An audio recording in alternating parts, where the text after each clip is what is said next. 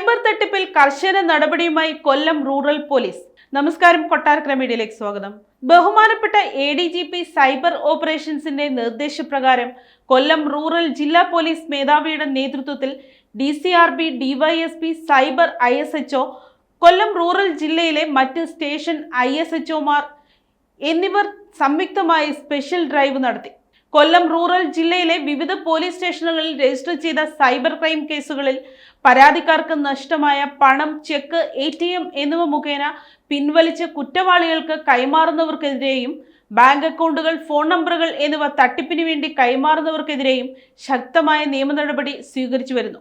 ഇതിന്റെ ഭാഗമായി അഞ്ചൽ ഏറം സ്വദേശിനിയിൽ നിന്ന് 13.36 ലക്ഷം രൂപ തട്ടിയെടുത്ത കേസിലെ പ്രതികളായ കണ്ണൂർ സ്വദേശികളായ മുഹമ്മദ് നിഹാൽ, മുഹമ്മദ് ഫലാലുൽ ഹക്ക്, സൽമാൻ ലത്തീഫ്, ഹാഷിം ഹാരിസ് എന്നിവരെയും ഓൺലൈൻ വഴി ജോലി വാഗ്ദാനം നടത്തി ഓടനാവട്ടം സ്വദേശിയിൽ നിന്നും പണം തട്ടിയെടുത്ത കേസിലെ പ്രതികളായ കണ്ണൂർ സ്വദേശികളായ മുഹമ്മദ് ഷാഫി, ജംഷീർ എന്നിവരെയും അഞ്ചൽ സ്വദേശിയിൽ നിന്ന് ഓൺലൈനിൽ വ്യാജ ജോലി വാഗ്ദാനം ചെയ്ത് പണം തട്ടിയ കേസിലെ പ്രതി കോഴിക്കോട് സ്വദേശി മുഹമ്മദ് ഫാസിസിനെയും സംസ്ഥാനത്തിന്റെ വിവിധ ഭാഗങ്ങളിൽ നിന്നും കൊല്ലം റൂറൽ സൈബർ പോലീസ് അറസ്റ്റ് ചെയ്തിട്ടുണ്ട്.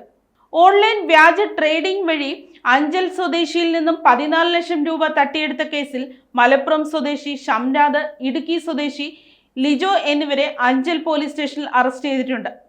കൊല്ലം റൂറൽ പോലീസ് ജില്ലയിലെ എല്ലാ പോലീസ് സ്റ്റേഷനുകളിലും ISHOമാരുടെ നേതൃത്വത്തിൽ സൈബർ കുറ്റകൃത്യങ്ങൾക്കെതിരെ ശക്തമായ നിയമ നടപടികൾ സ്വീകരിച്ചു വരുന്നുണ്ട്.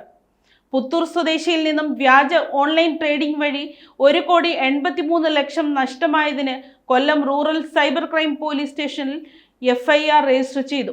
ഡൽഹി, ഗുജറാത്ത്, കർണാടക എന്നീ സംസ്ഥാനങ്ങൾ കേന്ദ്രീകരിച്ച് അന്വേഷണം നടത്തിവരുന്നു. പരാതിക്കാരിൽ നഷ്ടപ്പെട്ട പണത്തിൽ ഏകദേശം 30 ലക്ഷത്തോളം രൂപ വിവിധ ബാങ്ക് അക്കൗണ്ടുകളിൽ ഹോൾഡ് ചെയ്തിരിക്കുന്നത് തിരികെ ലഭിക്കുന്നതിന് വേണ്ടിയുള്ള നിയമ നടപടികൾ സ്വീകരിച്ചു വരുന്നു. ജില്ലയിലെ എല്ലാ പോലീസ് സ്റ്റേഷനുകളിലും സൈബർ കേസുകളിൽ നഷ്ടപ്പെട്ട പണം വിവിധ ബാങ്ക് അക്കൗണ്ടുകളിൽ ഹോൾഡ് ചെയ്തിരിക്കുന്നത് തിരികെ ലഭിക്കുന്നതിന് വേണ്ടിയുള്ള നിയമ നടപടികൾ സ്വീകരിച്ചു വരുന്നു. ഓൺലൈൻ സൈറ്റുകൾ വഴി സാധനങ്ങൾ വാങ്ങുവാൻ ഉപയോഗിക്കുന്ന ലിങ്കുകളും അതുവഴി ലഭിക്കുന്ന പണം ഇടപാടുകളും ശരിയായിട്ടുള്ളതാണെന്ന് ഉറപ്പുവരുത്തേണ്ടതാണ്. സോഷ്യൽ മീഡിയ അക്കൗണ്ടുകൾ വഴി trading, online job, work from home എന്നിവ തിരയുന്നവരെ സൈബർ കുറ്റവാളികൾ മനസ്സിലാക്കി വ്യാജ ലിങ്കുകൾ നിർമ്മിച്ച് അയച്ചുകൊടുത്ത് അതുവഴി പണം തട്ടിയെടുക്കുന്നതാണ് സൈബർ കുറ്റവാളികളുടെ രീതി.